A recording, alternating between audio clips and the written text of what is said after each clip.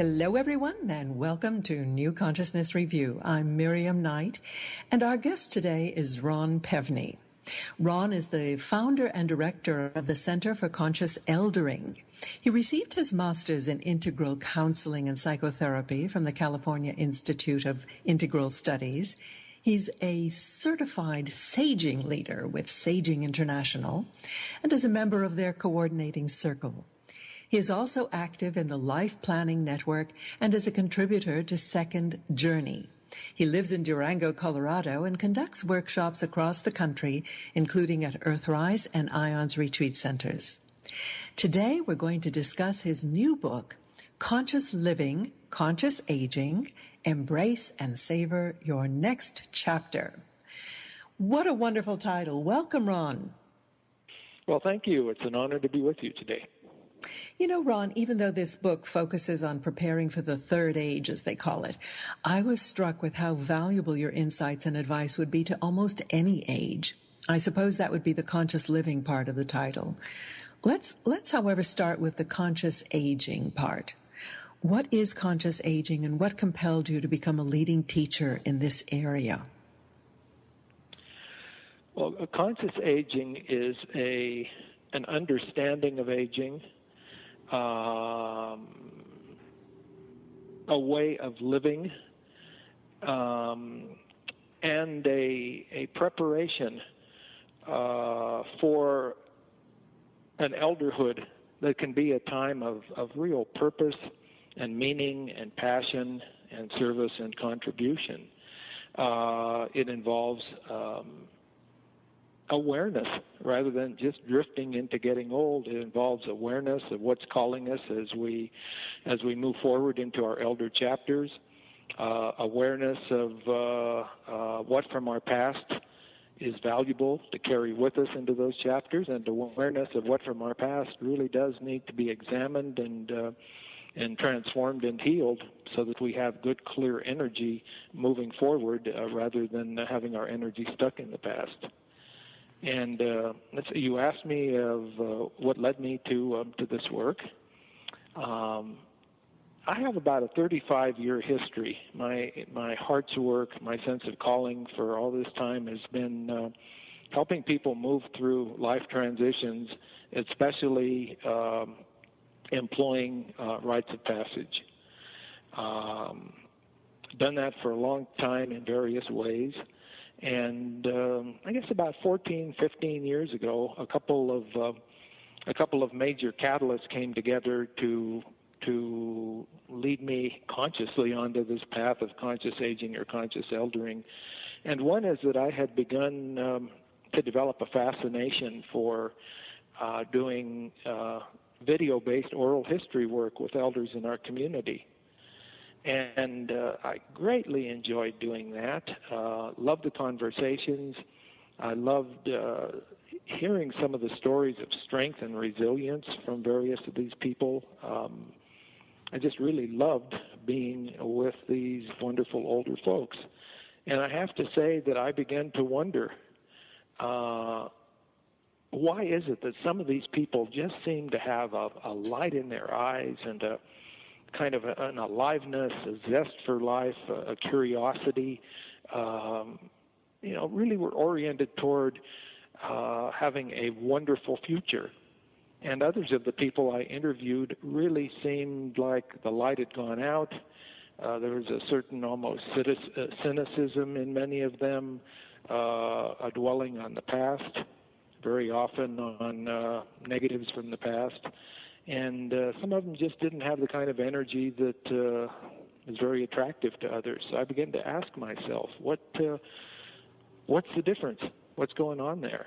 And the other thing that served as a major catalyst was at about that time, two wonderful wise elders, about 15 years older than me, called and asked me if I would join them in creating some kind of a rite of passage program or process into conscious eldering. And, they were the wise elders. They had the wisdom, the gray hair, the passion for eldering, and I was the younger rite of passage guy. And they're asking me to join them really opened up an incredible chapter in my life. And as the years passed, I began to see that this really was my work to help support people on this journey of conscious elderhood. And when Wes Burwell and Ann Roberts passed the torch to me about 5 or 6 years ago, I started the Center for Conscious Eldering based here in Colorado. And a few colleagues and I used that as a foundation for offering week-long and workshops around North America. And it's out of these experiences and what I've learned from wise and from people on these retreats that I feel that I gained the knowledge, and hopefully there's some wisdom that enabled this book to come to life. One of the sentences in your book that struck me very forcibly was that you can either be old or you can be an elder. And that difference really forms the foundation of your book. But the concept of the elder is particularly honored in indigenous cultures. Paint us a word picture of elderhood as you feel it and see it. Well, throughout most of human history that we're aware of, the role of elder has been a role that has been honored, esteemed, and seen as critically important for the well-being of societies and of the older people in those societies. And it's been the elders who were expected to serve as the models for the younger generation of how to live those values that endure when everything else is changing. It's the elders who have been the teachers, the mentors to the young, the initiators in rites of passage. It's been the elders who have been looked to see the bigger picture. Younger people, just because of lack of experience and lack of years, oftentimes can't see the bigger picture. They just see what's most immediate. And the elders are the ones who can see how things fit together, who help their societies to make decisions not just as to what works now in the present, but what will serve the generations to come. What will serve the seventh generation, to use that wonderful Native American imagery. Elders have been expected to, throughout their lives, to learn and to grow, to become as whole as possible so that they can model that for their people. That's been a critical role. And I think we're all aware that in our modern culture, that role has been lost. It is not recognized. It is not honored. Most people, as they reach retirement age, and especially if they retire and leave the careers that have identified them, just basically are viewed by the society as being pretty much irrelevant without a meaningful role. Our society doesn't know what to do with older people. And so many people, believing that that's how it is. When we retire, we become irrelevant, pretty much live their later years without a sense of meaningful identity, without a sense that they have a lot to contribute still. There's often this feeling that, well, my best is behind me. Whatever I had to contribute kind of ended the day I reached retirement age. But I would say, Miriam, that it is becoming so clear to me, and certainly has been to psychologists, from Carl Jung to James Hillman and others. It's becoming so clear that more and more people are recognizing this call to elderhood as being something that's a deep part of our psyche. It's archetypal. It's something that calls to many of us, and it's still there. And if we're willing to do some of the work, to step out of our comfort zones, to really aim for that and commit to it, we can find ways to serve our society as elders. And of course, we can't replicate how it was in indigenous societies. We have the challenge of finding ways in our modern culture for each individual to find his or her own way to embody that role of elder. I believe it's possible. I know it's possible. I see many people aiming for that. And I think it is so urgently needed in the world that we live in today. I'm reflecting on our paradigm where people retire if they have the means. And if they do have the means, they, relax. Maybe they do a bit of volunteer work. But ultimately, it's not as fulfilling. And I think it's this kind of sense of irrelevance that makes people decline more than anything. Too often, they're sort of warehoused in assisted living or elder care homes. And they mentally and emotionally withdraw from the world.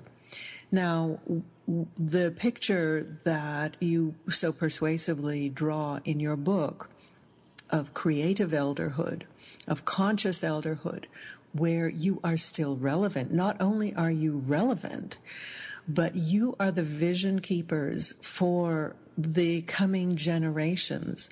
And the wisdom and the perspective that you're able to provide because of that accumulated wisdom is vital to building a world that will still be around for the seventh generation. Because right now it's not absolutely clear that we're not at a tipping point that is going to put that in question. That's right. So one of the things that struck me at the end of your book actually was the question of legacy, where we ask ourselves, what will be our legacy? And this is a kind of seminal question that when we reflect on our lives, this can lead us into a very productive line of inquiry. And you take that really to some very interesting heights in your workshops. Describe some of the processes that you take people through. It's all of these processes seem to be iterative and they require, some pretty deep inquiry.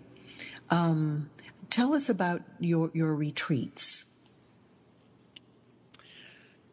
Well, our retreats, our Choosing Conscious Elderhood retreats, last for a week. And they are held in settings like Ghost Ranch, New Mexico, some places in British Columbia on the East Coast. They're held in wonderful retreat settings where we have strong access to the natural world, because we believe and know that when we are in nature, it opens up our hearts, it opens up our minds, it opens up our intuition.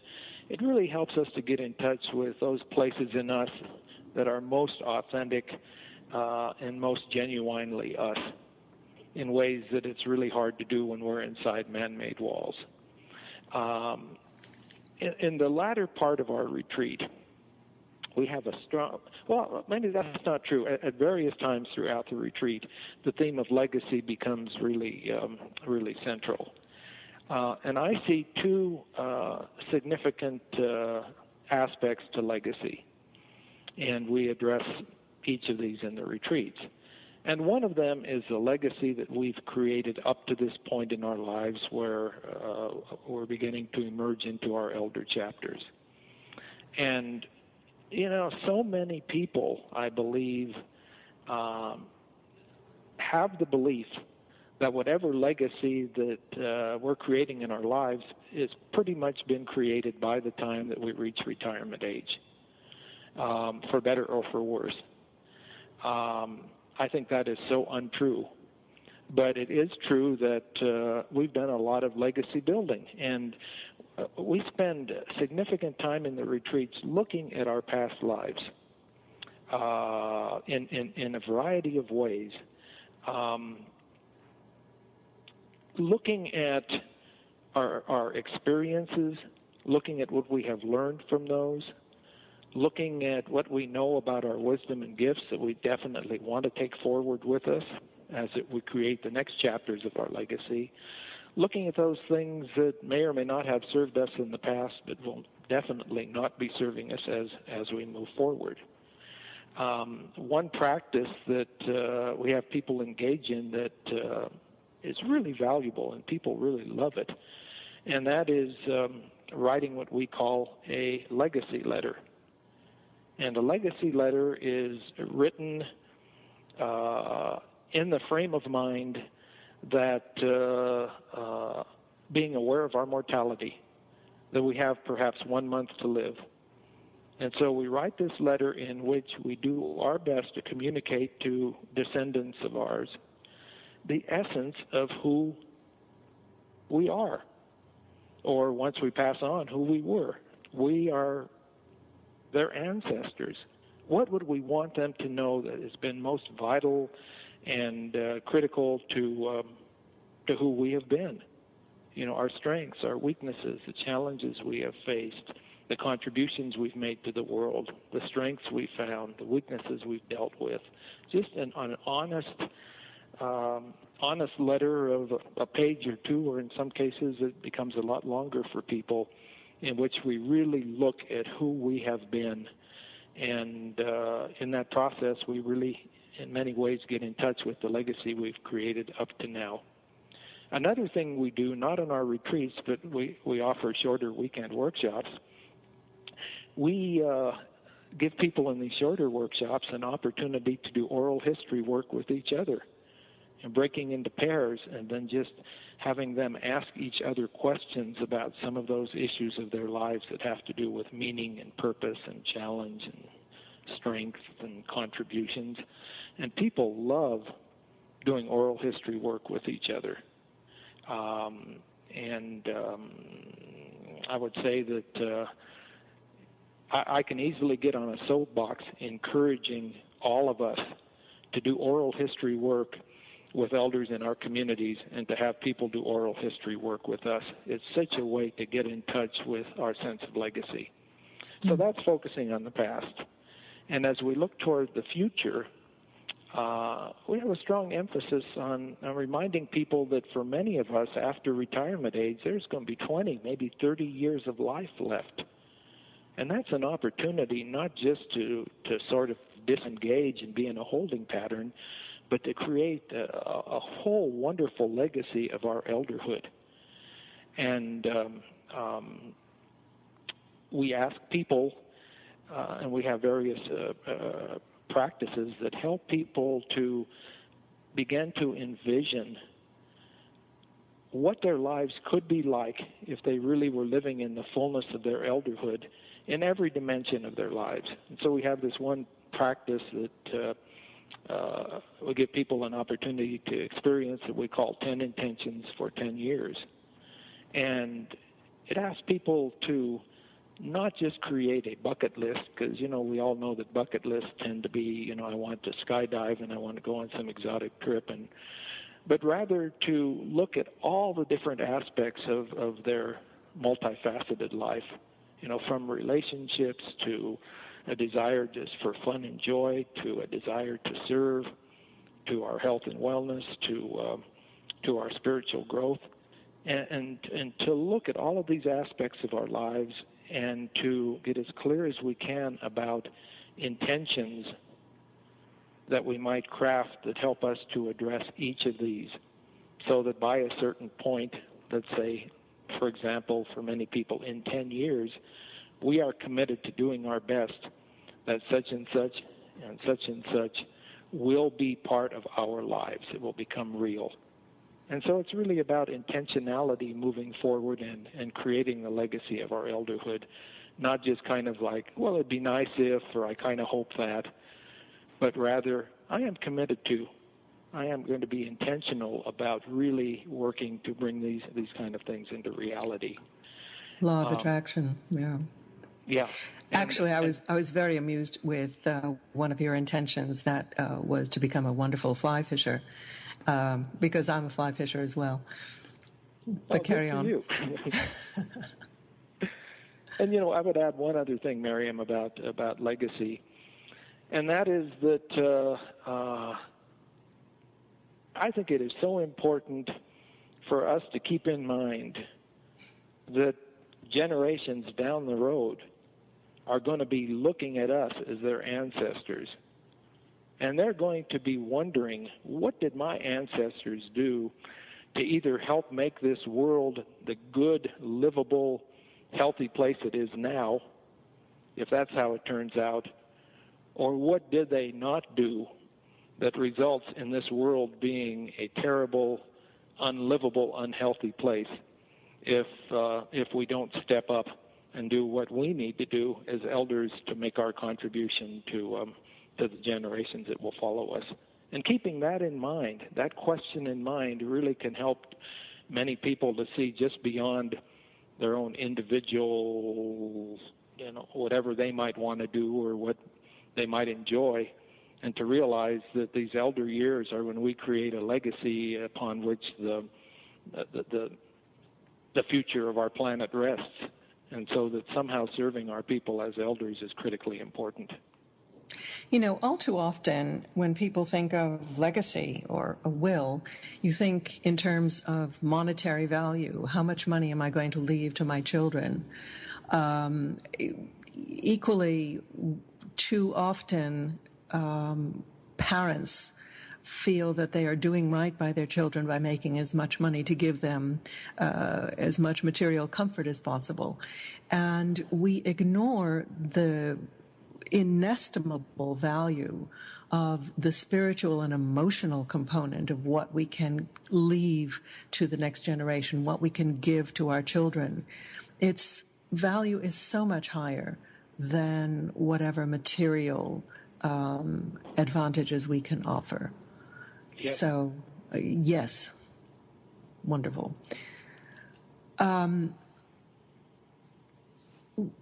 Where do you think we are going as a society in terms of dealing with death and dying?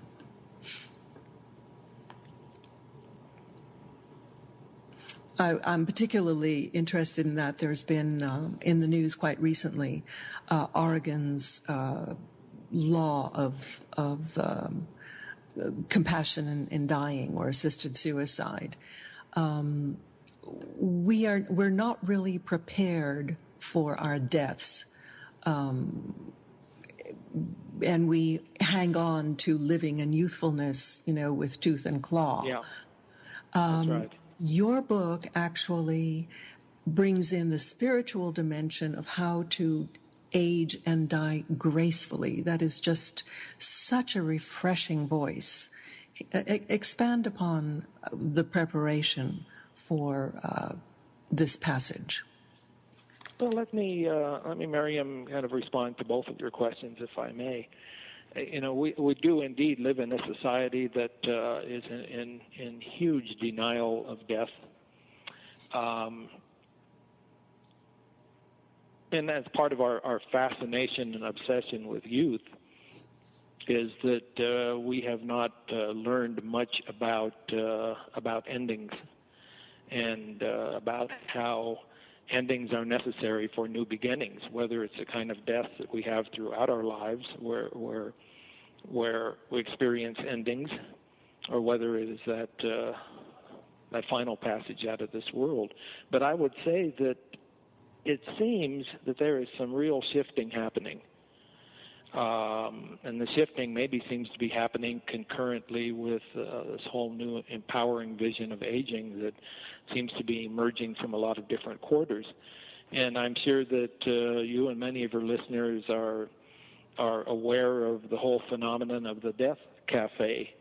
And these are spreading throughout the country, where people get together just to talk about their mortality, their perceptions of death, their beliefs about what happens afterwards. It's just bringing the subject out of the closet into the open, and I think that is really powerful. And things like compassionate choices that you're referring to, and I know last night on NPR, Barbara Coons-Lee, I think she's head of that organization, spoke. Yeah, she founded it. Mm-hmm. Yeah. By the way, last year she was on one of our Choosing Conscious Elderhood retreats, so it was really neat to see her on television. Mm-hmm. I think as we baby boomers age, and we've always been as a generation on the forefront of cultural change, I think there's enough consciousness in our generation and enough desire for change that we're going to be willing to face some of these taboos, including death, and to approach them in whole new ways. And so I'm pretty optimistic about where that is moving. This being a metaphysically oriented show, we do tend to see death as a transition rather than an ending, transition between one life and the afterlife. Mm-hmm. But whether or not you believe that, there are still great richness in the ways that you present for approaching death. Have you worked in hospice for a while, didn't you? I didn't work extensively in hospice. My relationship to hospice was that some of the oral history work I did was with people in the hospice program who wanted to tell their stories. Uh-huh. But I certainly have one of my original colleagues in this work, Wes Burwell, was a longtime hospice spiritual director, and it's amazing how many people who come on our retreats are people who do work in hospice. And so I guess I would say that regardless of one's beliefs about what happens after death,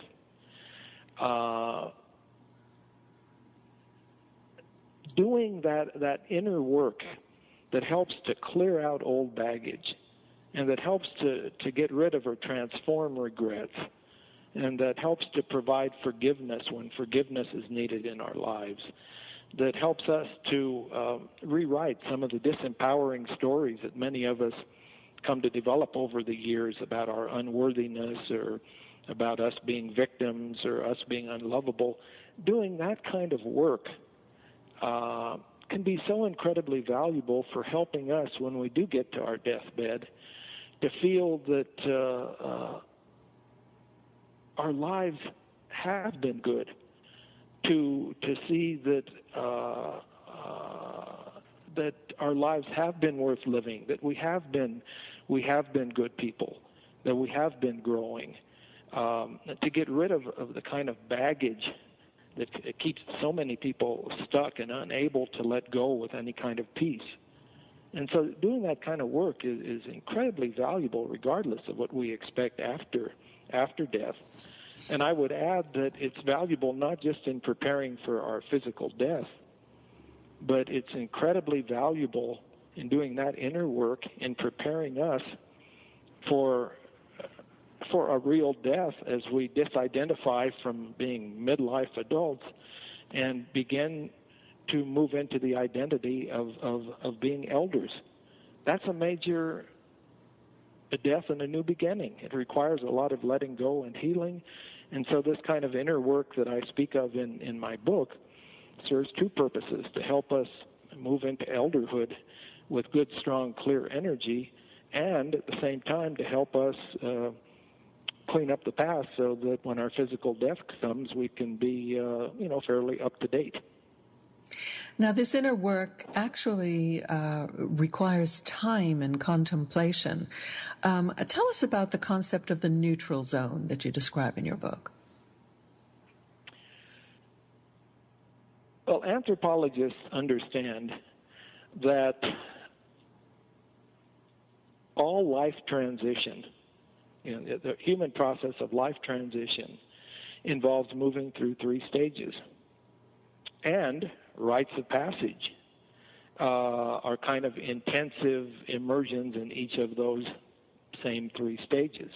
And the first stage is that stage of letting go, of the past, of healing the past, of reflecting on the past, and then committing to move on. And then the second stage is oftentimes known as the neutral zone. And those who know the work of the psychologist William Bridges know that he's the one who popularized that term. Other people call it liminal time. But it's that time when we're not who we used to be, but we are not who we are becoming. We're kind of in between. And when we're in that space, it can oftentimes feel very disorienting, like we're lost. We don't have clear goals. What used to have lots of meaning for us no longer does. But it's often the case that we don't know what's calling. We don't know if new meaning will ever come. We don't have a blueprint. It's a time that can be very, in some ways, uncomfortable to be in. But it's a time that is rich with potential, because it's that time when it's kind of like we're lying fallow, waiting for the seeds of new beginnings to begin to gestate and to make themselves apparent. And I certainly believe, and our retreats deal with this, and my book speaks to this, that if we allow ourselves, when we are experiencing those neutral zone kind of feelings and experiences, to be patient and to get quieter and to spend some time in nature and to do those kind of things that can help to stimulate our imagination and tap our intuition and with trust that when the time is right, if we stay aware and conscious, new beginnings will indeed happen for us. That's the nature of our lives as human beings. If we can just allow ourselves to trust and to do those things that help us to hear that still small voice within, we will know what's calling. New beginnings will begin to emerge. A vision for our elderhood will emerge. This is really tough for us in our modern culture, because we always feel we need to be doing, and we need to have a clear vision of where we're headed. And so if you retire, it's okay to take a couple of weeks to go to Italy or something, but then when you come back, you're expected to answer the question, okay, what are you going to do now? But oftentimes we need to let it be okay that, I don't know what I'm going to do now. I'm in an in-between time. I'm going to allow myself to be there, and when the time is right, I'll know what I'm going to do next. And so that's what the neutral zone is, that in-between time that's so full of possibility and richness, but also such a difficult and at times seemingly empty place to be in. So listening to our intuition, connecting with whatever source of inspiration we believe in, what are the elements that we should be looking for to pull together for the that next part of life, for a satisfying outcome? You're asking what are the elements? Creativity, service, things like that. Mm-hmm. Well, I think it's really important, especially important when we're in kind of in-between time, in neutral zone time. It's really important to be looking at what is it that I have felt passionate about. Maybe at this time you don't feel any passion, but looking back on our lives and reflecting on what is it at various times in my life, perhaps all the way back to my youth, that somehow stirred my imagination, that I had passion for, and maybe I never had an opportunity to really pursue it for whatever reason. That's still in there. And so spending some time trying to imagine ways that we could act on some of those passions at this point in our lives can be a really valuable thing for us. I think it is definitely the case that as we move into this transition from midlife adulthood into our elder chapters, that this is a really important time for us to deepen our sense of spiritual connection, however we view that and however we label it or experience it. Because it's not going to be from our mind sitting down, with charts and graphs and pluses and minuses processes to try to determine what's really going to fulfill us as we move forward. I mean, the mind has a role, but ultimately that kind of guidance, that kind of knowing comes from deep within, from the spiritual dimension of ourselves. And the more we work to deepen our connection with that spiritual guidance in us, the more we're going to be able to begin to sense what is it that is our calling, our unique calling as adults. I think that this work, while in some ways it sounds very psychological, and conscious aging work certainly has its psychological component, I think ultimately it is even more about deep spiritual work. And you mentioned creativity, Miriam. Making sure that we engage in creative activities is another wonderful way to help open us up to inspiration and intuition.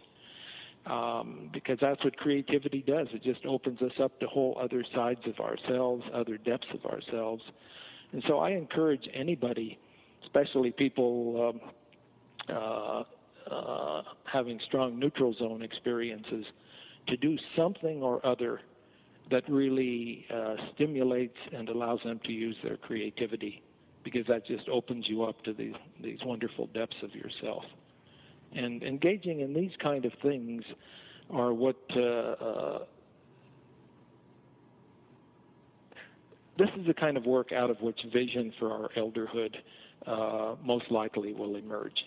But we have to create the space for it. We can't be so busy trying to just be doing stuff that we don't have the space for this kind of quiet and this kind of opening to happen. I would suggest that this transitional state is happening throughout our lives, and in today's society, even more people are being made redundant, out of work, finding themselves prepared for a profession that no longer needs them or has been outsourced overseas or whatever. And, kids are coming out of college, millennials, and finding no work.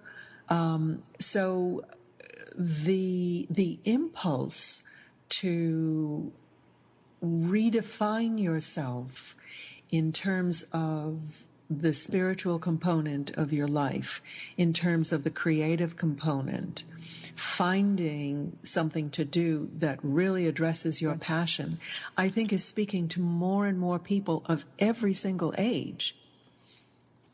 I think it definitely is.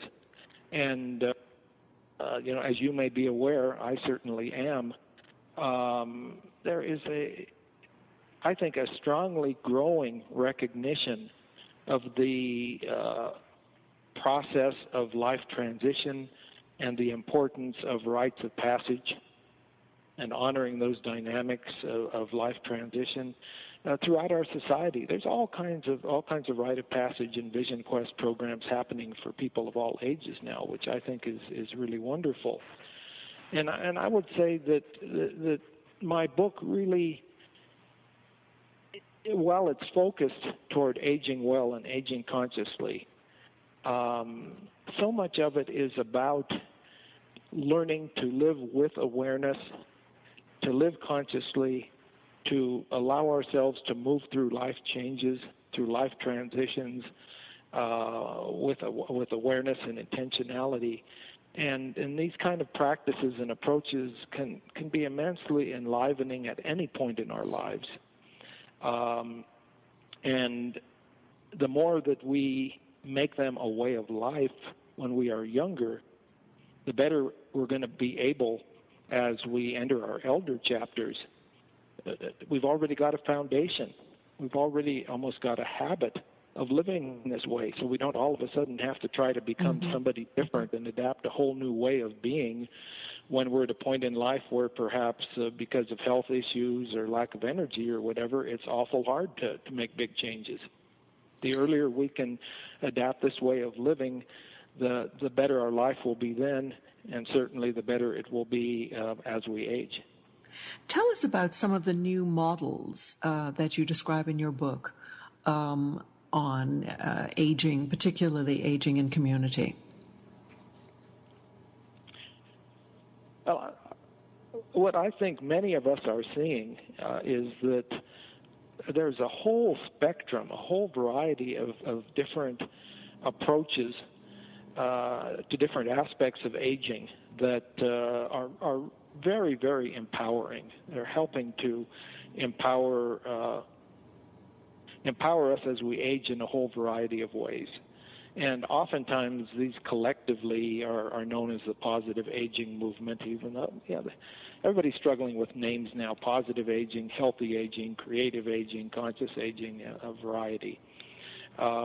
One facet of this multifaceted paradigm shift is a real strong movement now toward finding ways to help people as we age to have meaningful community in our lives.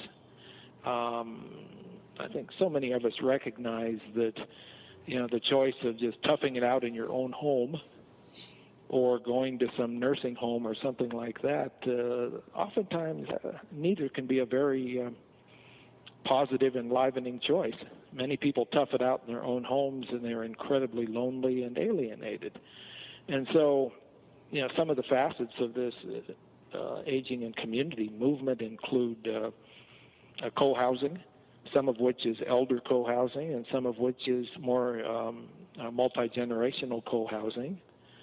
But it provides a built-in structure to help people have community around them and be able to share their gifts with others and have others share gifts with them.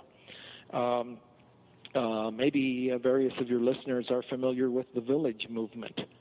And the Beacon Hill Village in Boston really started this 10 or 15 or 20 years ago, and villages are basically people living in their own homes in parts of a city that all band together to work together to secure various kinds of services they need, to share their skills with each other, to engage in social activities, and in many cases to work together to engage in community action and social change projects. And so it's a way of staying in your own home, but having many of the benefits of meaningful community. And just a growing variety of wonderful options for people. I love to see this happening, and I hope and trust it's going to keep happening. I love the notion of banding together for social action, because I think one of the most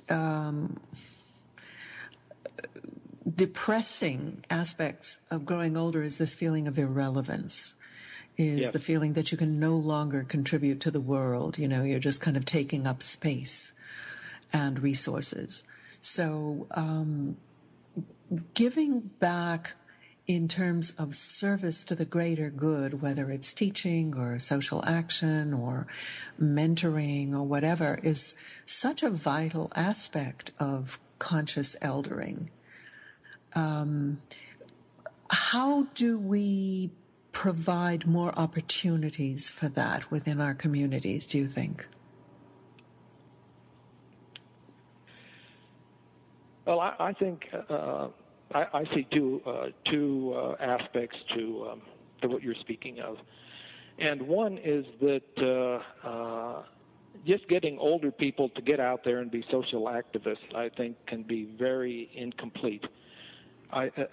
What I think is so important about conscious eldering is that it helps us recognize the importance of growing toward inner wholeness and getting a clear sense of what is our way, what really calls us in terms of how to serve out there in the world, and then on that foundation of wholeness, we can be most effective when we are out there giving our gifts in whatever way we give them. And so I really make a strong case in the book that the two have to go together, clear vision and passion and wholeness, and then expressing it out in the community. And I am really happy that there's a growing awareness of this, and I would like to mention the Conscious Elders Network. And it started within the last year and a half, founded by a friend of mine named John Sorensen. And it's a growing network of, I don't know, at this point, 30 or 40 organizations around the country that are all committed to some form of, to helping elders engage in some form of social action or environmental action. And this is really going to grow. It's attracting incredible attention and interest, and it'll be a way to help people around the country, help elders around the country be aware of a whole range of different opportunities to engage in social action. But the Conscious Elders Network, as I said a moment ago, recognizes that you need whole people, growing people, to really be effective in social action. We want to bring wholeness to our world and not just fragmented selves that only contribute more fragmentation. Grumpy old men and women, yeah. Yeah, and so I think some really good opportunities are arising, and I would encourage people, if they'd like to learn more about the Conscious Elders Network, to go to consciouselders.org, and you can learn about what John and his network's up to. And what about your website? Well, my Center for Conscious Eldering's website is www.centerforconsciouseldering.com, and you can learn all about our programs and our philosophy, and you can read several articles I've written there.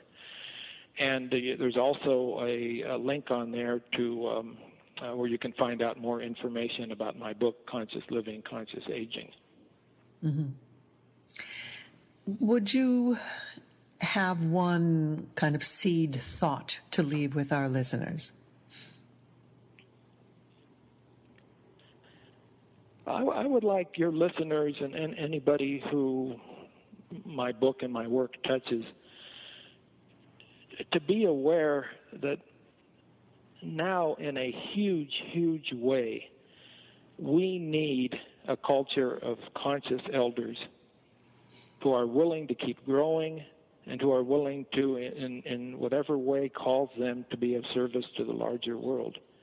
We need that so very much. We can't have a whole generation of baby boomers somehow having 20, 30 years of their lives sitting around feeling irrelevant when all that skill and wisdom and potential growth and passion is there to help make a difference in this world and to help them as individuals to truly have a fulfilled elderhood and not to settle for a whole lot less. I would say aim as high as you can, because we can all aim much higher as we age than most of us realize. Mm. And just to make a closing point, you did mention how we can be conscious elders in whatever we do.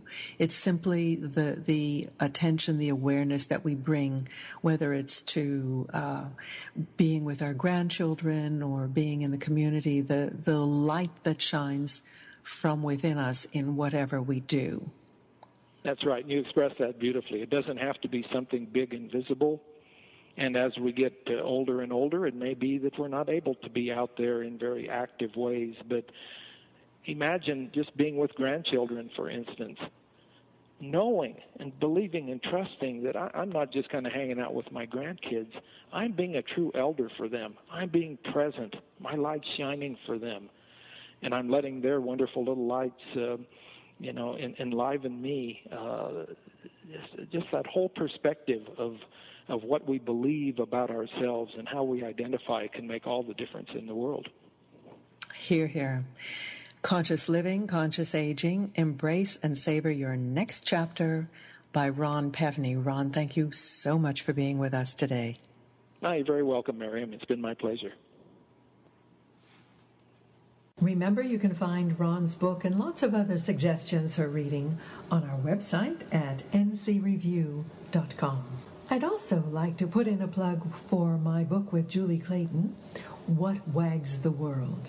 It covers such a wide variety of awakening experiences and how people have reinvented themselves, how they've moved on from their daily lives onto the spiritual path and incorporated that into what they do in the world now. It really is a fascinating read, if I do say so myself, and of course I do. But I think you'd really, really enjoy it. So you can find it on Amazon, Barnes & Noble, and you can always order it through your local bookstore. What Wags the World? Tales of Conscious Awakening. And I hope you'll join us next week when our guests will be Red Hawk and T-Hawk. And they're going to talk about their music, which is a new genre called alternative. It's a genre of native conscious hip-hop. Fascinating. And now we're going to close with our track of the week from Gina Citoli. It's all about celebrating life.